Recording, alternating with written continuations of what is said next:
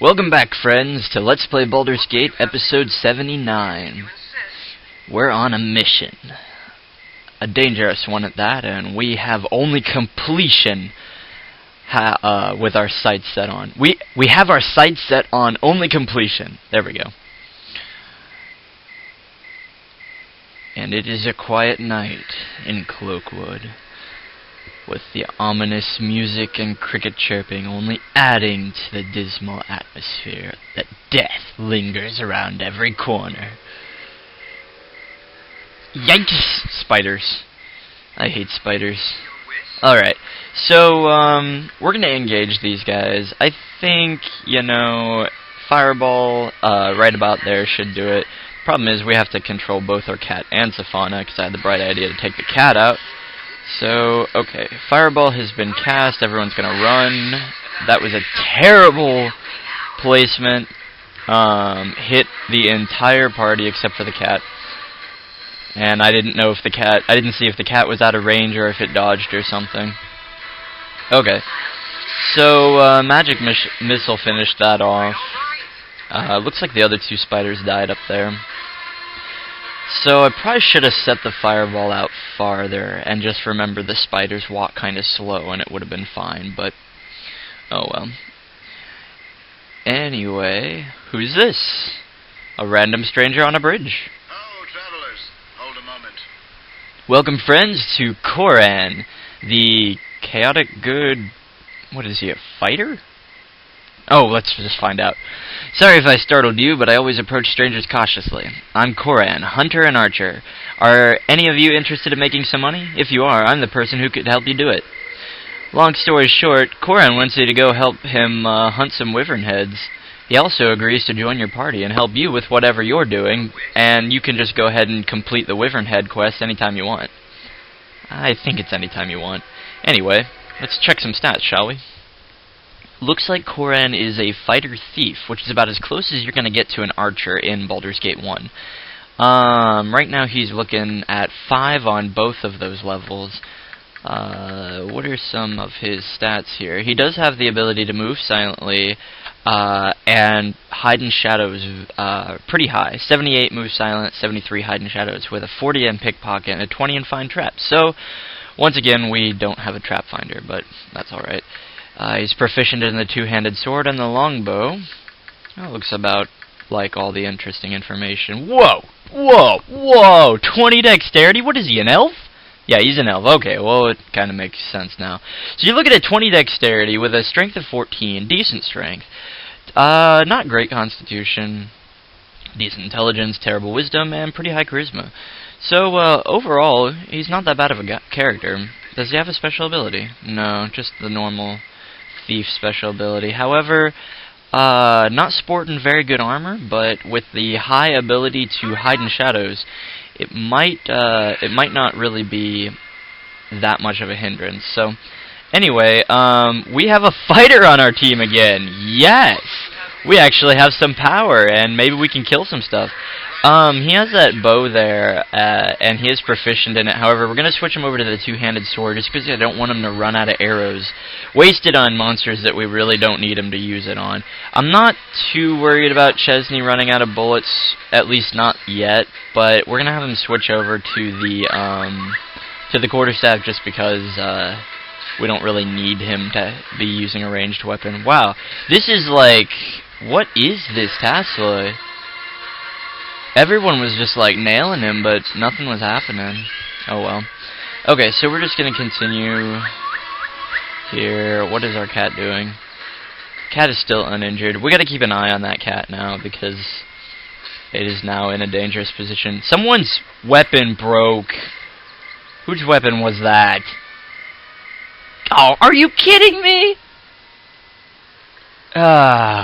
Koran's weapon just broke.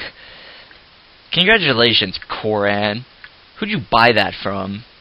This is gonna be hard to find him a weapon now. Might as well grab one of these spears. He'll have a -1 proficiency in it, but it's two-handed, so it kind of fits his style. Alright, well, let's not be too ungrateful. After all, beggars can't be choosers, and we do have another party member who can tank for us if need be. A little bit. He doesn't have the armor really to do it, but he does have the hit points. So, and let us continue to the second area of Cloakwood, where dangers even greater than before await us. Alright, let's try this again.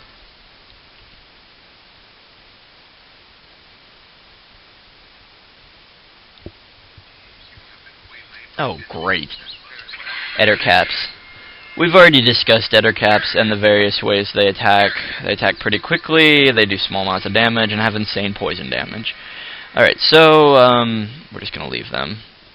Typically, I run away from Ettercaps even if I do have a functional party. They're just not worth the trouble most of the time.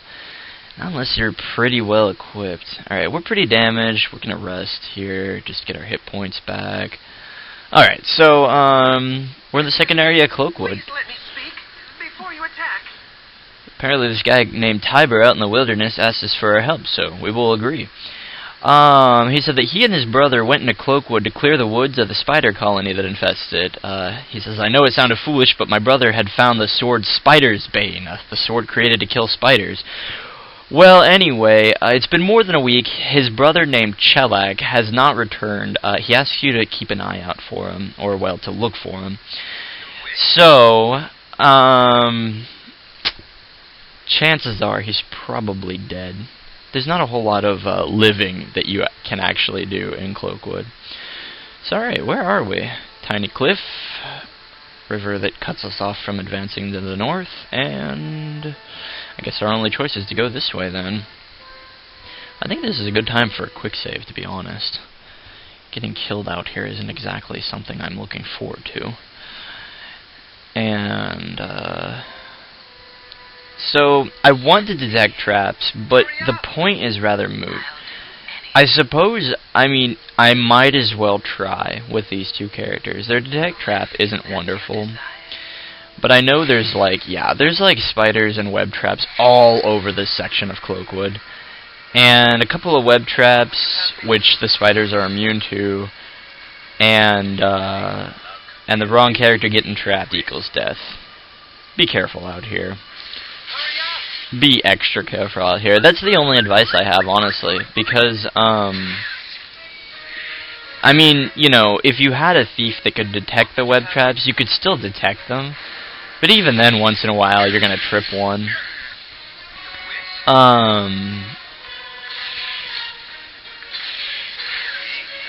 If you have a good, strong party, you're gonna be fine, I guess. I don't even know why I'm saying that. Wait. Slow poison had no effect? Oh no, I cured light wounds on him. But alright, see, we could put him up front, I guess. Alright. Let's work at it like that. Another spider. And we're just going to kind of want to, oh great, tease them into coming after us. Mainly because that way you don't have to fight them all at once. So Safana got trapped there in the webs. I'm going to have, despite the webs here, I'm going to have Koran go up and take point on that just because he has more hit points. He looks like he got hit and he's taken some pretty hardcore poison damage. There's not a whole lot we can do. Our cat was engaging the spider there, doing a little bit of damage, and we are unable to throw Koran a antidote potion, and now he's been trapped in the webs again. Alright, so maybe a magic missile will finish this guy off. Yes, indeed. We're going to try and run over to Koran and cure him here real quick before we get trapped in the web. So he's dying slowly from poison. We might be fine. Yeah, okay. He got out of that, but he's still taking poison damage, and unless one of our characters who's holding an antidote... here we go. Save for a spell. Well, this is not an antidote. We'll wait maybe just a few seconds. No, he has 2 hit points. We're going to have him drink this. Normally I don't want to use those, but we didn't really have a choice there. Alright, so... spider webs, spiders, and poison. More to come in the next episode, friends. Until then.